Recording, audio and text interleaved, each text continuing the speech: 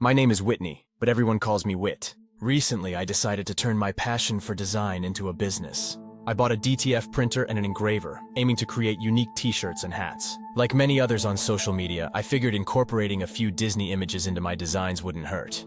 Everyone else was doing it, and it's not like Disney would miss the money.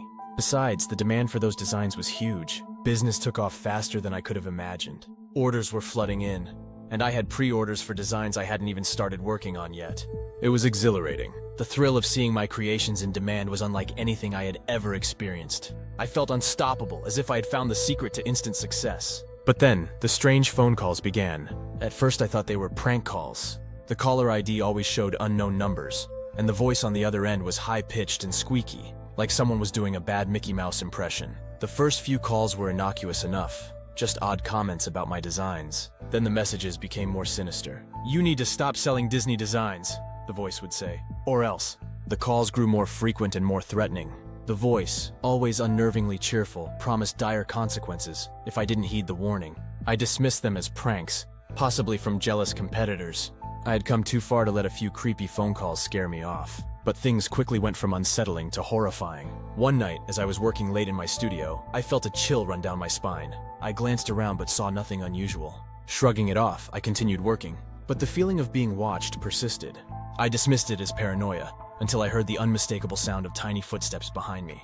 I spun around, my heart pounding, but the room was empty. I checked every corner, every shadow, but found nothing. Just as I convinced myself it was my imagination, my phone rang. The same high-pitched voice spoke, but this time it was right outside my door. "I'm warning you, Whit. Stop or you'll regret it." My blood ran cold. I bolted to the door and threw it open, but there was no one there. Just the dark, empty street. Shaking, I locked all the doors and windows, trying to calm my racing heart. Sleep was impossible that night. The next few days were a blur of fear and paranoia. I couldn't shake the feeling that I was being followed. Shadows seemed to move in the corners of my vision, and I constantly felt eyes on me. I told myself I was being ridiculous, but the phone calls continued, more insistent and menacing than ever. One evening, I decided to confront my fears head-on. I stayed late at the studio again, determined to catch whoever was behind this. I set up a few cameras around the place, thinking I could capture some evidence. Midnight approached, and the atmosphere grew tense. The phone rang, and the voice was more chilling than ever. "Last chance, Whit. Stop or face the consequences." I slammed the phone down, anger replacing my fear. "Show yourself, you coward!" I shouted into the empty studio. Silence. Then a scraping sound from the back room. I grabbed a heavy wrench from my tool bench and crept toward the noise. My breath was shallow, every nerve on edge. I reached the back room, my hand trembling as I turned the doorknob.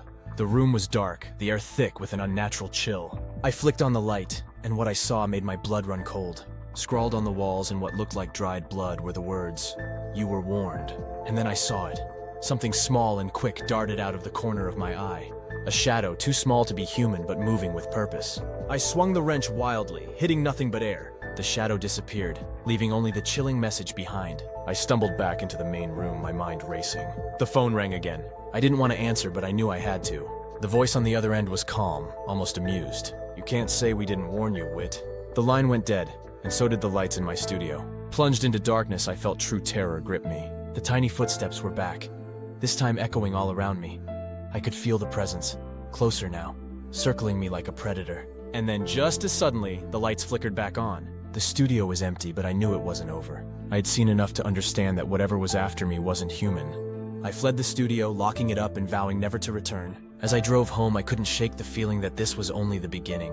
The calls had stopped for now, but the warnings lingered in my mind. As I lay in bed that night, I knew deep down that I had crossed a line. Disney wasn't just a corporation, it was a force, and I'd become its enemy. The feeling of eyes on me never left, and I knew that if I didn't stop selling those designs, it wouldn't be long before the nightmare truly began.